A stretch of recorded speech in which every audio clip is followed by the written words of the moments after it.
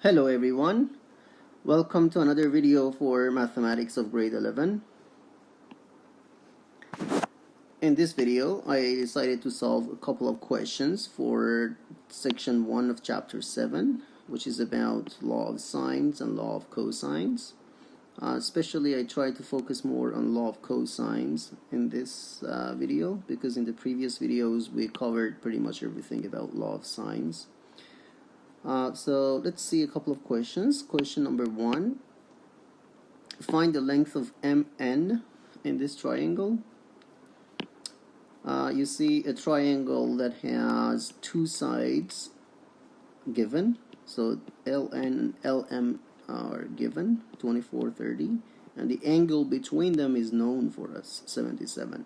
So that's a sign that we have to use the law of cosine. So whenever you have two sides and the included angle between them, we need to use the law of cosines. Alright, so let's see what is, how can we write the law of cosines here.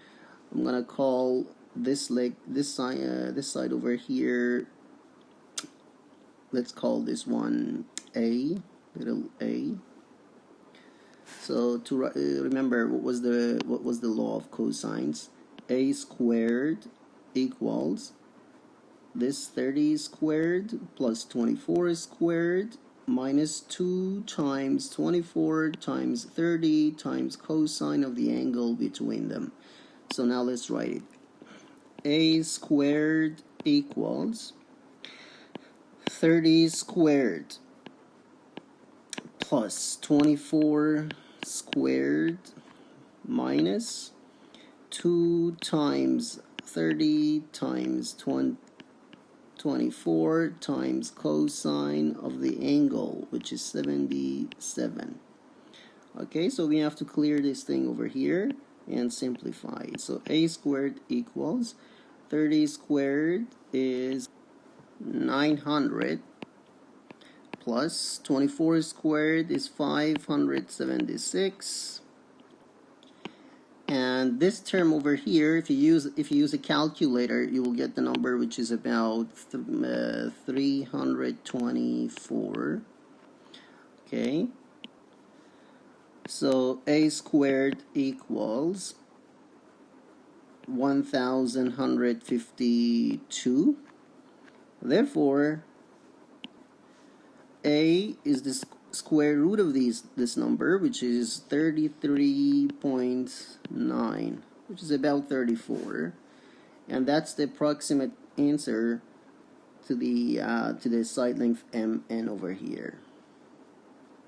Alright, so here we used law of cosines. Next question. Find measure of angle G.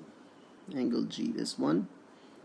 As you see in this triangle, all the three sides are given, so that's an indication that we need to use law of cosines. So whenever you have three sides given and you want to find the angle, you should use the law of cosines. Okay, so again, let's write the law of cosines, but this time, because we want to find the angle G, we need to write it for this side, for this one. So 5 squared equals 13 squared plus 14 squared minus 2 times 13 times 14 times cosine of angle G. Alright, so you should have memorized the law of cosine by heart. Okay, so 5 squared equals 13 squared plus 14 squared minus 2 times 13 times 14 times cosine of the angle G. Alright, so let's take these numbers to power 2 and then do the rest of simplifications. So 5 squared is 25 equals 13 squared is 169 plus 14 squared is 196. And then minus 2 times 13 times 14 is going to be 364 times cosine of the angle G. Okay, so we need to simplify these two numbers and then take them to other side. Okay, so 25 equals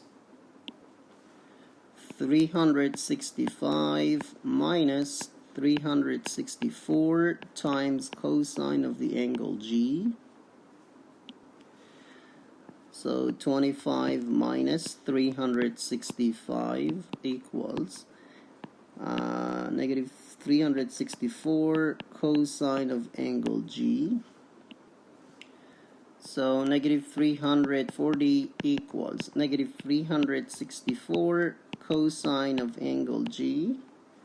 So cosine of angle G equals, so now we should divide negative 340 divided by negative 364, which is about 0.934.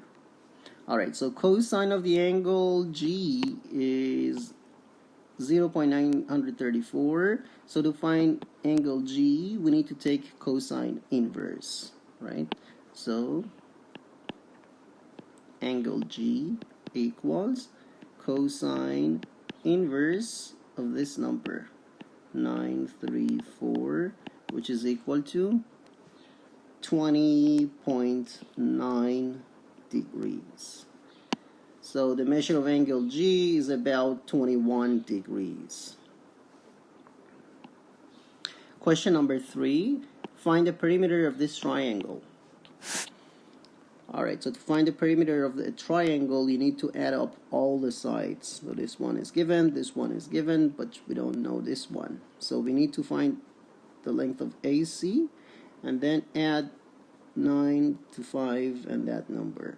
Again, this question comes down to finding the side length of AC, which we have to use law of cosines again. Two sides are given and the angle included between them is given, so we need to use law of cosines.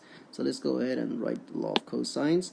I'm going to call this side little b, so b squared equals 5 squared. So let's just write the result. 25 plus 9 squared is 81, minus 2 times 5 is 10, 10 times 9 is 90, times cosine of 109 degrees.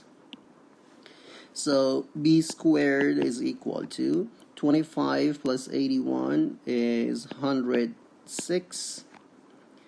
And now 90 times cosine of 109.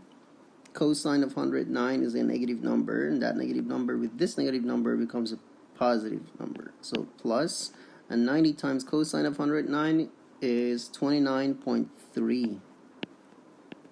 29.3. Okay. So b squared is 135.3.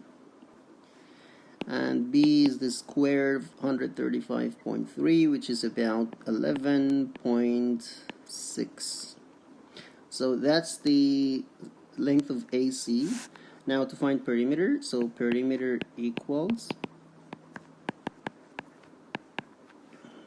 5 plus 9 plus 11.6.